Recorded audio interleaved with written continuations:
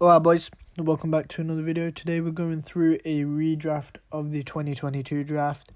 I told you I was going to start posting a lot more regularly, and we're going to get to that. I am slightly ill still, so that's why my voice kind of sounds a bit raspy, but nevertheless, let's jump into it with our honourable mentions straight away. Right, so the way I'm going to be doing this, I have 4 honourable mentions, and then I'm going to do a top 10. So rounding it off with the first honourable mention, I have Jeremy Sochan. He went 9 originally. I think he does drop a little bit because his offensive game isn't the way we kind of expected it. I mean, he's shooting 25% from 3.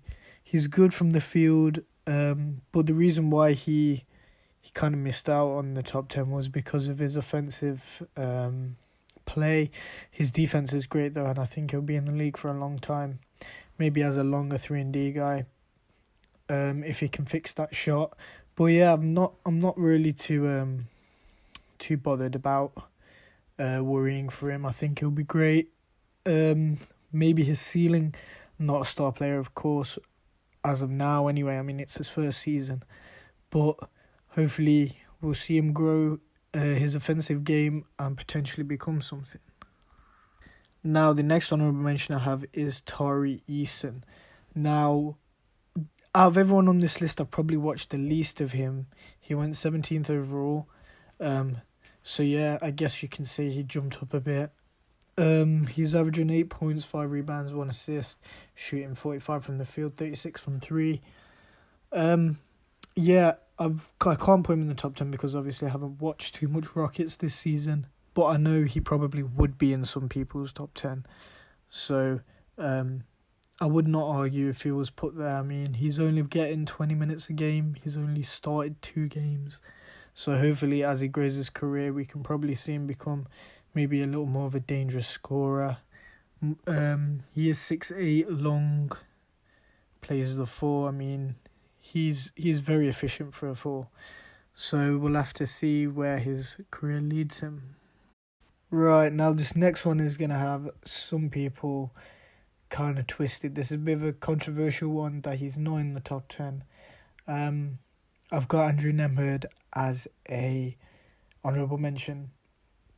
Now, I'm not arguing if you wanted to put him in the top 10, but for me personally, he's outside of there. He's averaging 8.5, 3.5 rebounds and 4 assists, shooting 43 from the field, 35 from 3. Again, he's a player I haven't watched too much, but I've heard a lot about. But I'm leaving him on the outside simply because I don't think his ceiling is that high.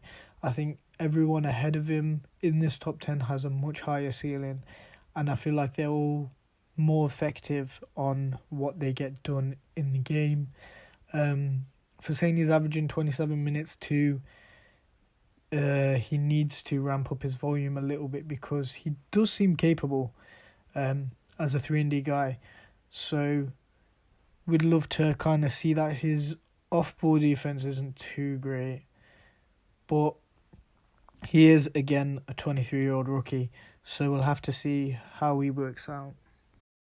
Now we have someone who I originally had in the top 10 when I first wrote this list, but I kind of slid him out based on kind of where I see potential, and everyone I've put above him in the top 10 has a higher ceiling in my opinion, and that's Jalen Duran. He's averaging 8, 8 and 1, shooting 65 from the field. He's a great defender, really good defender. I feel like he just needs to kind of move away from traditional big man game, and I can't really see him developing a 3. I mean, he's not taken a 3, and he's averaging 25 minutes a game, and he's played 42. He's not shot a single 3. So yeah, I think he's too much of a traditional big to be a star or even in the top 10 for me. But I can definitely see him growing on this defensive game, becoming slightly more dominant in that aspect. But again, the offensive side and the traditional big man label, I guess, keeps him out of the top 10 for me. Right, so going number 10, I have AJ Griffin. He's averaging 10, 2 and 1, shooting 49 from the field and 40 from 3. He's super efficient in his rookie season, which is something you don't see very often. The reason he's snuck in at 10 is, again, I think out of everyone, including the honourable mentions, he has the highest ceiling out of all of them. I really do think he can be a volume scorer if he had more game time. I think we'll slowly start to see that in this season and the coming season, and that will really show us where his true ceiling is, because right now it's kind of hard to see where it's at.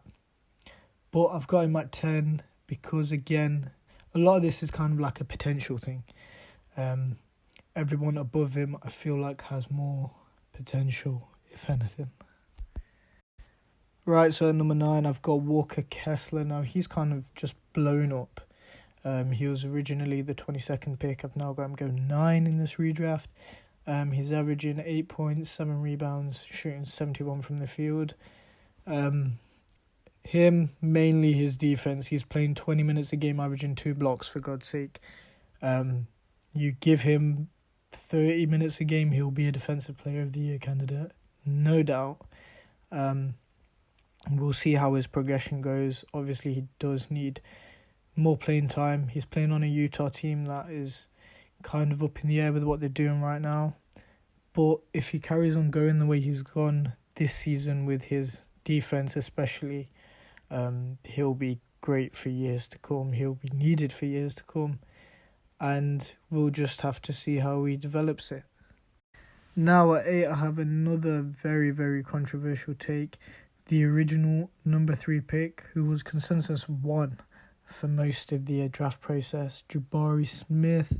He's averaging 12 and 7, shooting 39 from the field and 30 from 3. Again, the potential game. I think everyone above him has higher ceiling than what he's displayed this season anyway. I do think he'll be fine though in the NBA. I can see him being, especially with the way he plays defense, being a 3-and-D guy, averaging 17, 18 in his prime maybe. I mean, of course he can come out and shock us next season and become the star we want him to, and I hope he does that, because that Houston team would become very, very competitive if he did. But from what we've seen this season, I can't put him higher than anyone that I have above him, simply based on the fact that all of these next few guys have higher ceilings and they've shown a lot more. Again, with 46 games into his career, everything could spin around on its head next season. But based on this and what we've seen, this is where I got to put him. Now at number 7, I have someone who, by the end of the season, could be easily in the top 5. I'm going to go with Shaedon Sharpe here. He's only averaging 20 minutes. He's shooting 35 from 3. He's shooting 47 from the field. I mean, he's been great for this Portland team. I have watched he's probably the guy I've watched the most outside of the top 3-4 guys. But yeah, you can see the flashes of excellence he's shown in some of his games. I do think he needs a bigger role to really show his true potential and what his ceiling could be. I still feel like his ceiling hasn't quite been found yet. I mean, his athleticism is out of this world. He's been pretty efficient compared to a lot of these guys, to be honest. But again, his volume isn't great. It's not really as much as some of the other guys. So yeah, I do have him at 7. At number 6, we have Jaylen Williams from the OKC Thunder. Now, if I made this like even 3 weeks ago, he wouldn't be as high as he is right now. This kid's exploded recently. He's averaging 12, 3 and 4. Playing for the Thunder, averaging 29 minutes. I mean, he's 51 from the field, 32 from 3. He's been great. The way he handles the ball, the way he moves. Again, I've watched quite a bit of him. Defense is there for it too, to be honest. He looks like he could be a genuine volume scoring threat. I feel like as he develops into his role and sort of eases more into the NBA over the next 2 or 3 seasons, we could see him be that second guy to Shai Gilgeous-Alexander. When Chet comes back too, we could quite see this Thunder team blow up if Jaylen Williams really goes and plays his part. But yeah, he's one of the most exciting players to watch in this class, and I've got him here for that reason. Now at number 5, I've got arguably my favourite guy out of this class. I just love watching him play. Jaden Ivy, he's averaging 15, 4 and 4, shooting 41 from the field, 32 from 3. Again, classic rookies, inefficient, but just watching him play with Cade out and the role he's taken, it's been great. He's been one of the worst long-minute players this season, I agree. But again, he's only a 20-year-old rookie, and some of the flashes he's shown on how to run this Pistons team has been great. I feel like the more time he gets, the better he'll get. I don't think we really have to worry about him fulfilling potential. I do think out of like these next couple guys I'm listing, he has the lowest ceiling. But I feel like he's probably one of the guys who will touch his ceiling a lot quicker and a lot more sturdier, if that makes sense, than some of these other guys. Now, at 4, I've got Keegan Murray, Mr. Efficiency himself. I believe he went 4 anyway, so I've still got him in his original place. He's shooting 45 from the field, 43 from 3, which is amazing for a rookie. Playing 30 minutes too, decent volume as well on that. He's averaging 12 points. I think, again, he's a good two-way player. 6'8", long. He can play both sides of the ball. I think he'll be perfectly fine. He's slotted in with Fox and Sabonis. I think he'll be that third guy to really get these Kings going. I mean, they've had a great season so far. He is very entertaining to watch. And I feel like he'll be just fine. We won't have to worry about him, a potential future All-Star in the making here. But yeah, the one thing he hasn't really shown is that super-duper star kind of potential. But again, we're 45 games into his career.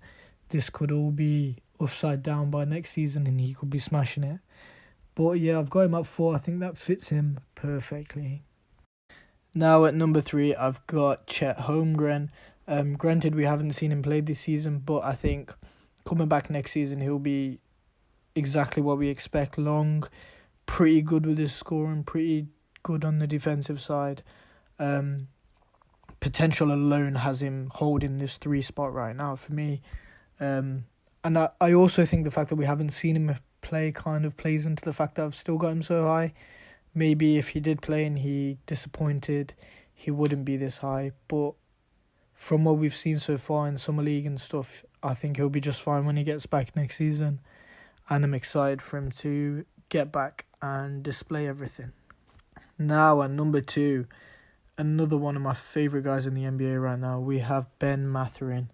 He's averaging 18, 4 and 2, shooting 43 from the field, 32 from 3.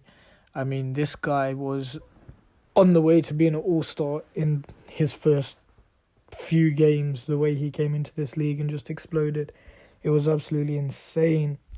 I mean, he was having 28, 30-point games on the daily like it was a joke. He has cooled down now since being in the league for a bit, but when he first came in, he was like probably the undisputed best player out of this class for like the first few weeks. Cooled down now though, just like I said, but there's no denying he's top 2. I feel like you can put these top 2 guys either way and I'd be happy with it. And number 1, we have Mr. Potential Rookie All-Star himself, Paulo Banquero. He's averaging 21 points, 6 rebounds, 4 assists. He's been absolutely everything you expect from a number 1 pick. He's shooting 43 from field, shooting 32 from 3. He's had some great flashes of superstar potential this season. Some of the ways that he's helped this Magic team have been insane. I feel like him and Ben Mathurin right now are the only 2 guys to show that superstar potential so far this season. And we're only 42 games in with Paulo. He has another 39 games to play. before the end of the season, and hopefully we can see the Magic clutch playoff position. That would be great. But yeah, he's really the first guy since Luka, I guess. Did we? You could put Luka in this box, but the first guy since Blake Griffin who really does seem to have a shot at being a all-star this season as a rookie. There's no other guy in the past few years that has done that, maybe besides Luka. But yeah, I've got Paulo still sticking to his number one spot. And that's everything I've got for you guys today. Make sure you leave a like, subscribe if not already. All my links are in the description. As I said, I'm going to be getting more active with this. So yeah, keep an eye out for future videos, and I'll see you guys later.